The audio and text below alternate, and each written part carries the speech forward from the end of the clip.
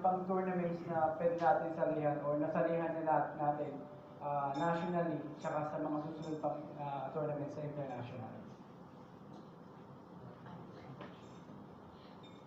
Bali po for national, since kaka-ulang po namin last year, so talagang first po namin yung sa 20th Hong Kong Wushu Championships. Pero this year, we're planning po for our two members, kay Carl and Chloe. Kasi sila po yung pasok sa age bracket na 13 to 17 for palarong pangrehiyon, NCR meet, and also para sa Batang Pinoy ng Wushu Taolu. Tapos for internationally, bala po din namin sumali siguro sa Hong Kong for next year since we're invited again. And then we're also looking for other open Wushu championships internationally din po. Ayun po. Tanong ko lang, kasi nga, bago pa lang kayo. So, yung mga bagets ba natin, ay gusto niyo ba maging member ng, syempre, lahat gusto niyo maging part ng national team. Nag-ano ba kayo? Mag-i-inquire na ba kayo? Nag-inquire na ba kayo na maging interested sa pagpasok? Kay coach, syempre, papahiram mo yung mga players mo. If ever, dumating yung time na yun. Gusto niyo ba interested ba kayo maging member ng national team? Or yung inyo bang federation, gusto niyo ba maging affiliated sa federation? Ano po bang mga plano natin pagdating sa inyong bagay? For the team affiliation, ginagawa ko pa lang. Kasi kakabalik lang namin from Hong Kong. Tapos, mag-present pa lang po ako ng intent to affiliate. And since bagong gawa pa lang naman po yung group. Tapos, Carl and Chloe. About the pagiging Wushu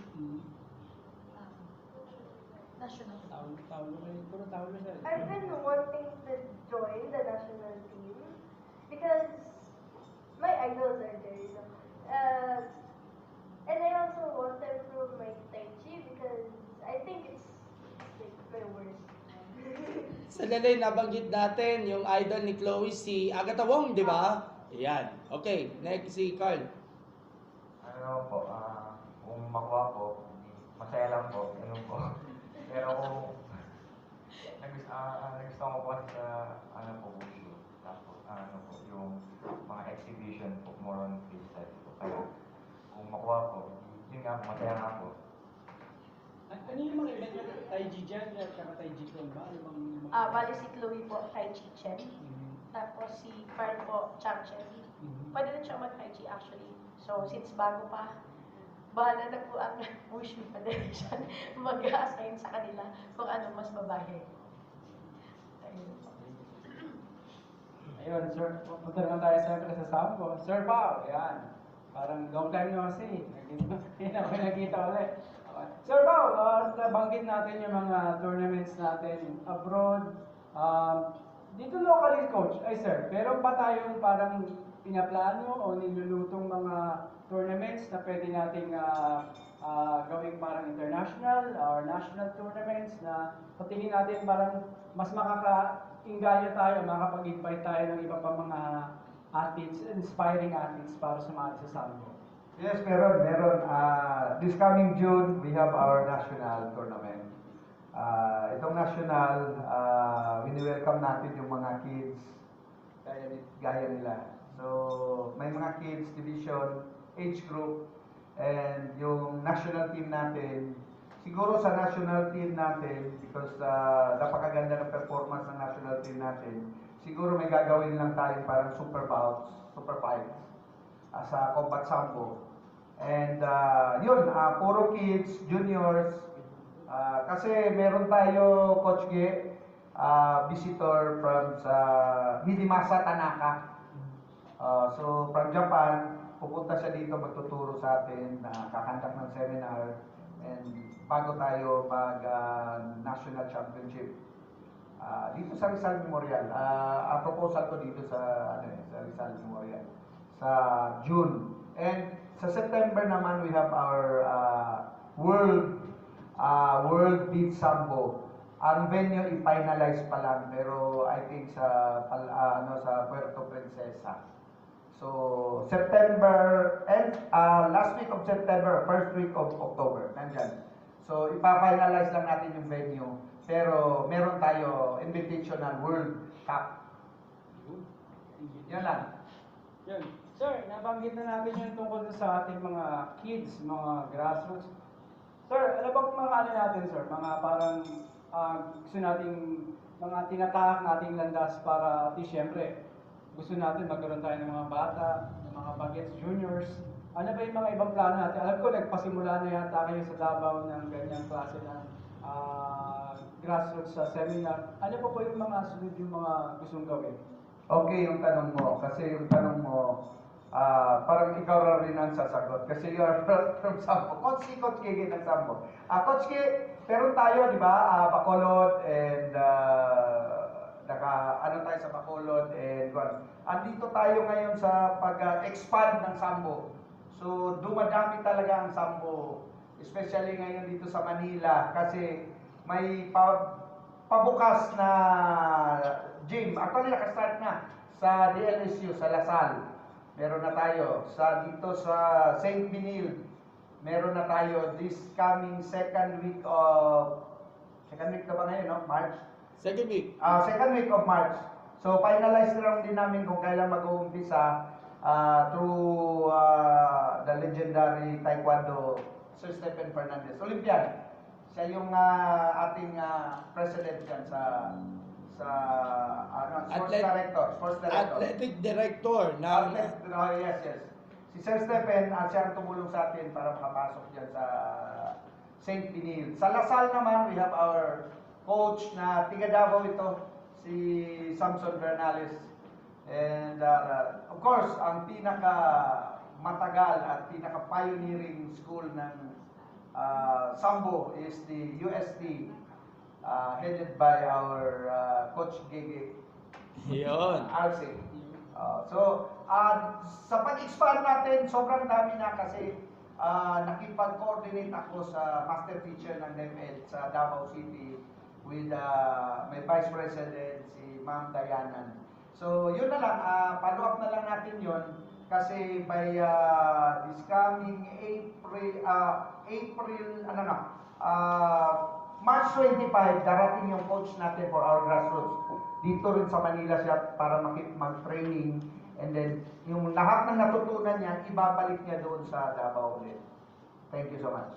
Yun. Thank you, Sir Paolo. Mabalik tayo sa mga kiddos natin, sa mga bagets naman natin. Talahin natin si Bid and sino si John? Yan, yung mga bagets natin nasa harapan yan. Talahin natin, mga ka-Gen Z nating mga kasama. Bakit, naisip nyo nung mga panahon na nagsisimula kayo? Sinabi niyo ba kay Mami, Daddy na, Mami, gusto ko mag-wushu. Bakit wushu ang napili niyo? Siyempre, ang daming sports na combat. Siyempre, may nakikita tayo sa TV. Sabihin natin, si Carto, ganyan. Mga suntok-suntukan. Bakit napili niyo yung wushu na sports compared sa ibang combat sports? Yan, tala natin si Bid. Why do you choose wushu than other sports? Ay, hindi ba ito? Sorry ba? Because it has weapons. Ayun. Yan. Next. What else? What else pa? How they move and the exercises, Yan. the warm-up. Who invited you to join wushu Taolo sports? My kuya. Yung kuya mo siya, kuya. Si Kuya Car. Magkuya pala kayo. Okay, next. Next. Why wushu than other sports? Because it has warm-ups and swords. And who invited you? Mommy. Mami! Recognize natin si Mami yan. Hello po, Mami. So, do you like swords? So, what do you like swords? Do you watch a lot of cartoons or a lot of anime movies like that? Cartoon. Cartoons. Okay, next.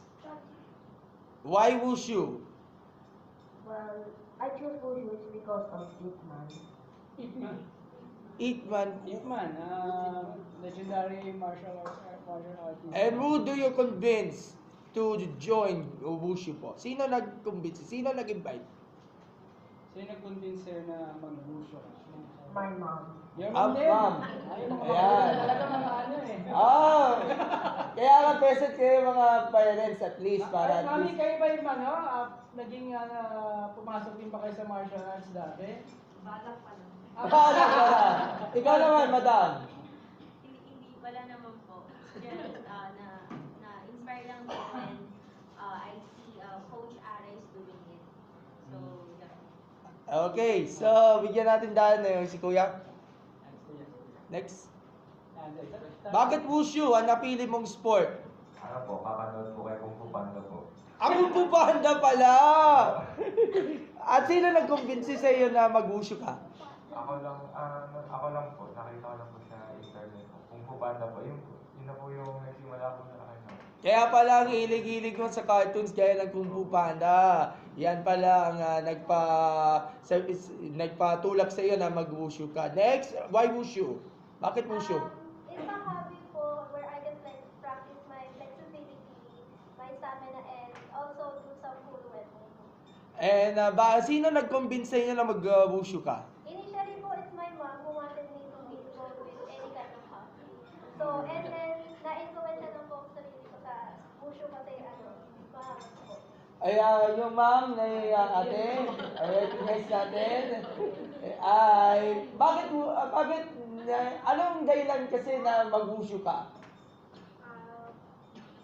Actually, originally it's Aikido. Aikido. By the way, si Coach Ara is also a Aikido coach na rin. Tuloy. Then, kaya got interested with Wushu. Kasi after ng Aikido, there's Wushu. So, yun sabi ko, try Wushu also. Okay, next si Miss. My first impression po kasi sa wushu is like, oh my god, it's the last airbender. It's Avatar. Oo, Avatar po. And I just saw many references of it po. So, yeah. And sino nagtulak sa iyo na mag-wushu ka? Mami po. Si Mami pa rin. Next. Honestly, I was looking for martial arts that's kind of different, and it's located on a nearby from my dorm. And so I searched online, and then I saw Wushu and Aikido, and I got interested in Wushu. And eventually, I grew to love it also. At sino yung nagtulak sa iyo na mag-wushu ka? I guess just me. I have Ikaw pala, self-made. Coach J, tuloy.